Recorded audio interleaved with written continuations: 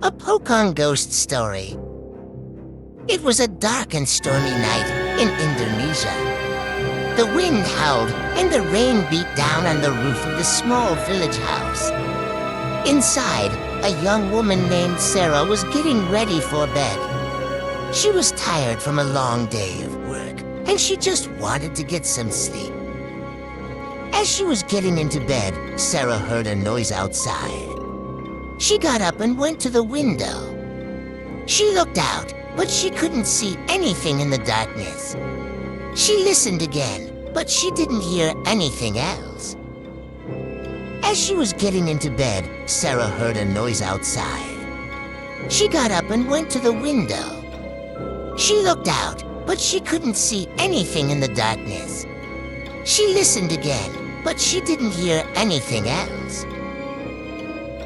Sarah went back to bed, but she couldn't stop thinking about the noise she had heard. She was starting to get scared. She closed her eyes and tried to go to sleep, but she couldn't stop imagining all the things that could be out there in the darkness.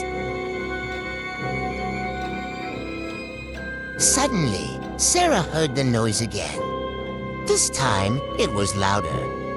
It sounded like it was coming from inside the house. Sarah sat up in bed, her heart pounding. She didn't know what to do.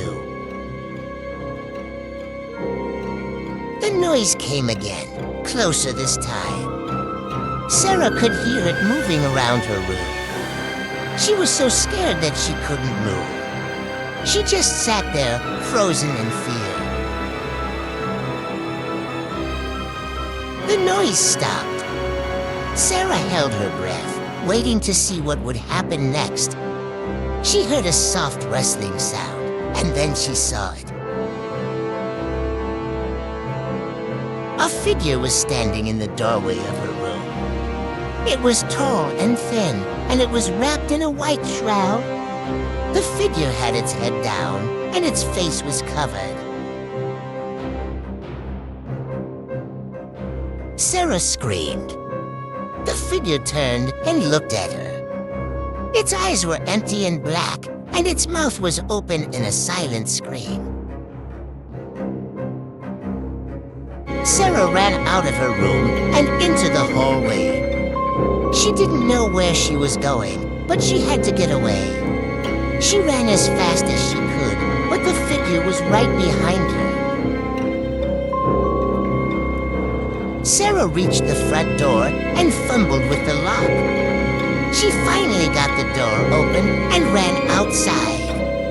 She didn't stop running until she was sure the figure wasn't following her. Sarah collapsed on the ground, gasping for breath. She had never been so scared in her life. She didn't know what she had seen, but she knew it was something evil. Sarah sat on the ground for a long time, trying to calm down. She eventually got up and went back inside her house. She locked the door and went to bed, but she didn't sleep well that night. She kept thinking about the figure she had seen. The next day, Sarah told her parents what had happened. They didn't believe her at first, but she eventually convinced them that she was telling the truth. Her parents took her to see a local shaman who told them that Sarah had seen a pocong. A pocong is a type of ghost in Indonesian folklore. It is said to be the spirit of a dead person who has been buried incorrectly. The pocong is wrapped in a white shroud, and its head is tied up with a cloth.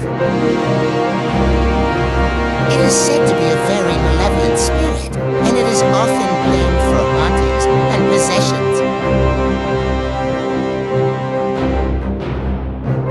Sarah's parents were very worried about her. They took her to see a doctor, but the doctor couldn't find anything wrong with her. Sarah's parents decided to move to a different village, hoping that the pocong would not follow them. Sarah never saw the pocong again, but she still thinks about it sometimes. She knows that it is out there somewhere, and she is always afraid that it will come back for her.